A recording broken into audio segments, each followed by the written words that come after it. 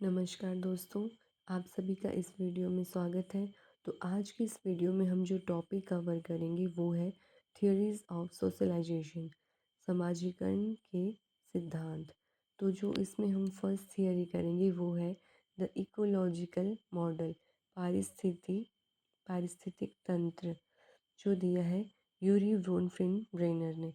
अब आप यहाँ पे ब्रेनर और ब्रूनर में कंफ्यूज मत होइएगा, ये दोनों ही अलग अलग व्यक्ति हैं। तो ये जो इकोलॉजिकल मॉडल है वो किसने दिया है? वो दिया है यूरी ब्रोनफ्रेन ब्रेनर ने। इसमें क्या है? इसमें बालक के विकास की व्याख्या सामाजिक संदर्भ के रूप में की गई है।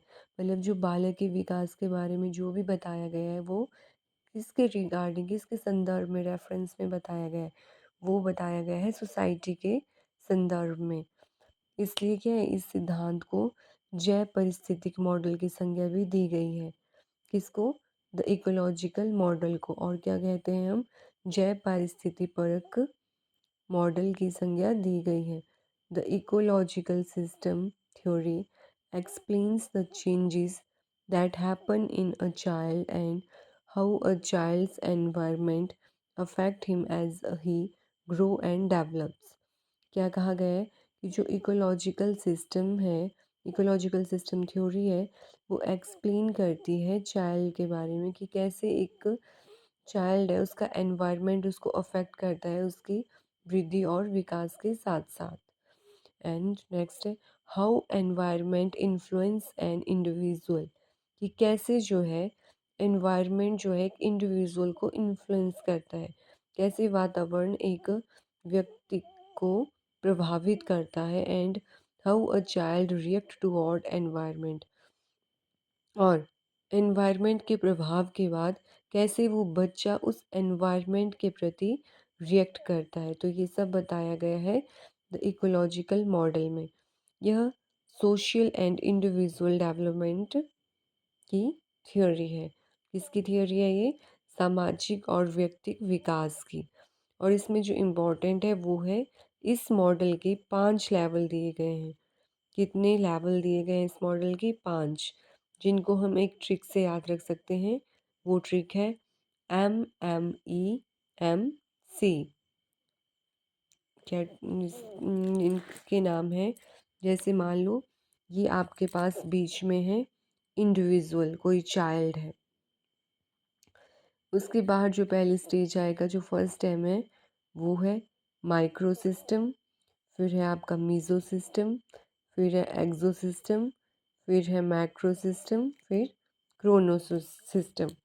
इसमें जो माइक्रो सिस्टम है उसको कहते हैं सूक्ष्म या लघु मंडल, मीज़ो सिस्टम को कहते हैं मध्य मंडल, एक्सो सिस्टम को कहते हैं बाह्य मंडल, मैक्रो सिस्टम को कहते हैं बृहत मंडल, और क्रोनो सिस्टम को कहते हैं घटक मंडल।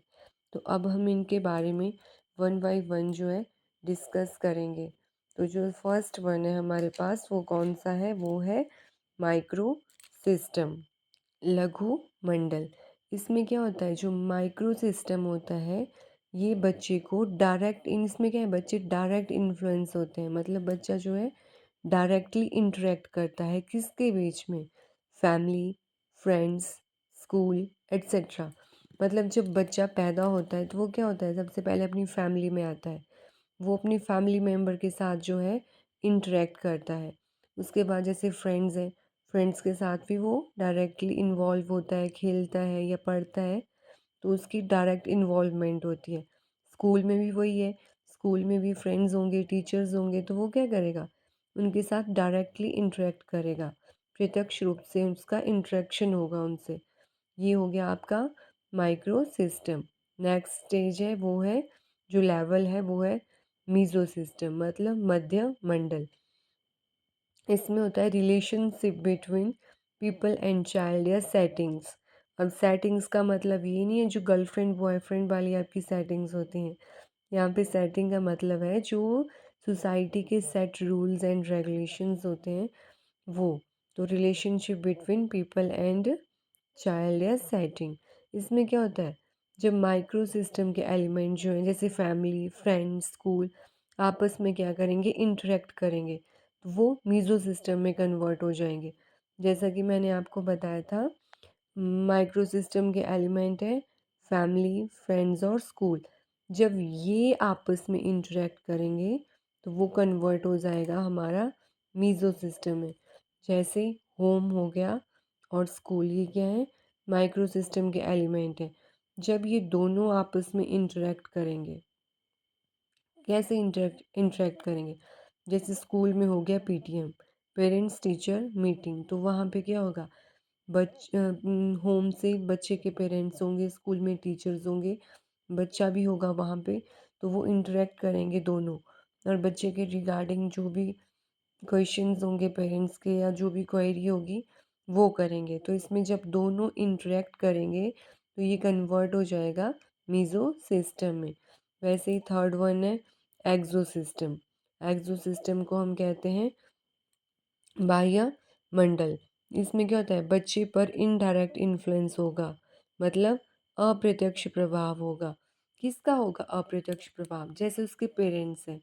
अब पेरेंट्स का क्या है, जैसे पेरेंट्स की ट्रांसफ़र हो गई या उनके व्यवहार में कोई परिवर्तन आता है, या सैलरी से रिगार्डिंग, या उनका प्रोफेशन है। जैसे मान लो उनकी ट्रांसफ़र हो गई, तो उनकी ट्रांसफ़र के साथ साथ क्या है, अब मान लो बच्चे को भी उनके साथ कहीं जाना पड़ रहा है, तो उससे क्या होगा, बच्चे की जो समाजीकरण है उसके ऊपर प्रभाव पड़ेगा। वो प्रभाव अच्छा भी हो सकता है, बुरा भी हो सकता है। उसकी लैंग्वेज पर प्रभाव पड़ेगा, जगह बदलेगी तो भाषा में भी परिवर्तन होगा। तो क्या है, इनडायरेक्ट वे में जो है बच्चे के ऊपर इस चीज़ का प्रभाव पड़ेगा। नेक्स्ट है मैक्रो सिस्टम, मतलब वृहत मंडल। इसमें क्या होता है, मैक्रो में कल्चर का सबसे ज़्यादा प्रभाव होता है। जो मैक्रो सिस्टम होता है उसमें कल्चर का ज़्यादा प्रभाव होता है। मतलब जैसे दो कंट्रीज़ ले लो, एक डेवलप्ड कंट्री, एक डेवलपिंग कंट्री। डेवलप में आपका यूएसए आ गया। अब यूएसए में क्या होगा, जो भी वहाँ का कल्चर होगा वो क्या होगा, इंडिया के कल्चर से अलग होगा। और जैसे डेवलपिंग कंट्री में इंडिया ले लो, अब इंडिया में जो सोशल डेवलपमेंट होगी वो अलग तरीके से होगी यूएसए के तरीके से। मतलब सोशल कल्चर और वैल्यूज़ जो हैं वो टाइम के साथ बदलती रहती हैं। मैक्रो सिस्टम चेंज होता रहता है जनरेशन के साथ। जैसे जब हम पैदा हुए थे तब क्या था, कुछ और कल्चर था, अलग कल्चर था।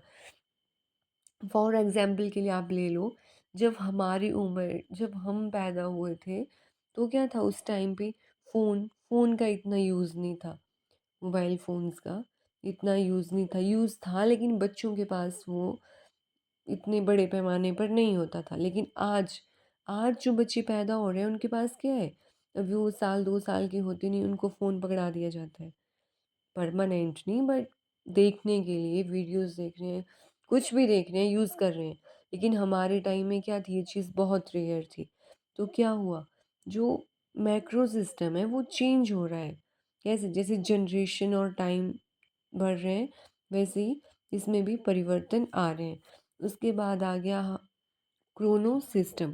क्रोनो सिस्टम को बोलते हैं घटक मंडल। इसमें क्या है, एक इंडिविजुअल की थ्रू आउट लाइफ में जो चेंजेस आते हैं उसकी सबकी सिचुएशन टाइम के साथ चेंज होती रहती है। इसमें भी वही है कि जो इंडिविजुअल है उसकी थ्रू आउट लाइफ जो है चेंजेस आते रहेंगे, और सिचुएशन टाइम के साथ जो है सिचुएशन टाइम के साथ चेंज होती रहती है। हमेशा क्या एक सी सिचुएशन नहीं रहती। और इसको हम बोल सकते हैं interplay between chronological personal development and environmental development. अब इसको हम डायग्राम से समझेंगे। हमने जैसे पहले बात की, इंडिविजुअल है, कोई चाइल्ड है, वो मैक्रो सिस्टम है इसका फर्स्ट लेवल, तो उसमें क्या होगा, स्कूल आएगा, होम आएगा, फ्रेंड्स आएंगे। तो क्या होगा, बच्चा इनके साथ डायरेक्टली इंटरेक्ट करेगा, इनका डायरेक्ट इन्फ्लुएंस पड़ेगा बच्चे के ऊपर। फिर है meso system, interaction of micro system. अभी इसमें क्या होगा, जब स्कूल और फ्रेंड्स या स्कूल और होम आपस में इंटरेक्ट करेंगे तो वो कन्वर्ट हो जाएगा मीज़ो सिस्टम में। नेक्स्ट है एक्सो सिस्टम। इसमें होता है indirect influence, for example parents profession transfer, social media, मतलब इनडायरेक्ट इम्पैक्ट पड़ेगा दूसरी चीज़ों का बच्चे की सोशलाइजेशन पे। फिर है macro system, social cultural and values. वही बात आ गई कि कल्चर जो है वो टाइम और जनरेशन के साथ चेंज होता रहता है। फिर है क्रोनोलॉजिकल सिस्टम, इसमें भी वही है कि इंडिविज इसमें भी इंडिविजुअल की जो है थ्रू आउट लाइफ में चेंजेस आते रहते हैं। जो बच्चा है उसकी थ्रू आउट लाइफ में चेंजेस आते रहेंगे। इंटरप्ले होता है ये किसके बीच में, क्रोनोलॉजिकल पर्सनल डेवलपमेंट के और एनवायरमेंटल चेंजेस के बीच में थ्रू आउट लाइफ होता है जो। तो दोस्तों आज के इस वीडियो में हमने इकोलॉजिकल मॉडल पारिस्थितिक तंत्र के बारे में पढ़ा, जो इम्पॉर्टेंट है। बट इस टॉपिक से इतने क्वेश्चन पूछे तो नहीं जाते, लेकिन पढ़ना पड़ेगा क्योंकि ये सिलेबस में मेंशन है। तो आप इसमें ध्यान रखिएगा, जो भी इसकी 5 लेवल हैं। और आपको इस टॉपिक से रिगार्डिंग कोई भी डाउट होगा तो आप कमेंट सेक्शन में पूछ सकते हैं। इसी के साथ धन्यवाद।